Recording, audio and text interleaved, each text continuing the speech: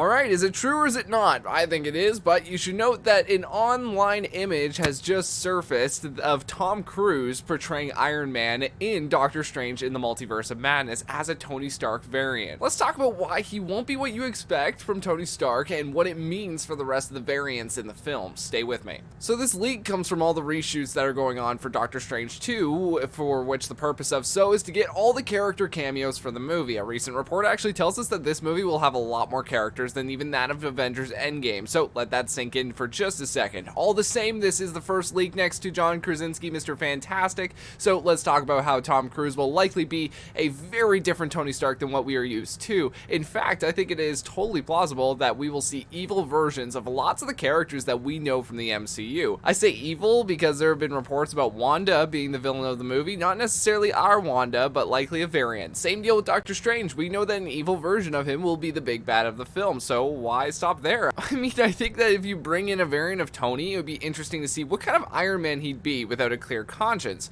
Most people are saying that he might don the suit of armor that he had in the comics when Tony took an evil turn himself, a suit of armor, which I think would be cool to bring to the screen. Aside from that leak, it does make you wonder how many villains in the film there are exactly. I mean, we could see a multiversal endgame of sorts, where we got one final battle between the wizards and the evil side of the MCU. I mean, there are numerous reports of Professor X making his debut in the film, but there will be an alternate evil one as well. I mean, one of the earlier reports for the film say that Ultron and his sentries will return for the movie, so it's likely that could see a version of Ultron that turned out successfully for the vision that Tony and Bruce originally had for him. I think this could prompt an ample opportunity to give justice to the fans who were angry that Hank Pym wasn't involved in the creation of Ultron like he was in the comics. So maybe in a universe in this movie we will see a good Ultron that Hank was the sole inventor of Ultron for. Makes you wonder though just how many evil characters we could see a good version of. Like, imagine seeing a good version of Thanos in the movie fighting along Doctor Strange in whatever final battle there will be at the end of the film. I mean, imagine a good Dormammu fighting alongside Strange, or a good Hela. There are so many versions of these characters that we will see in the movie. I just want to know how many of them will join the fight with Strange and how many will join the fight with evil Strange.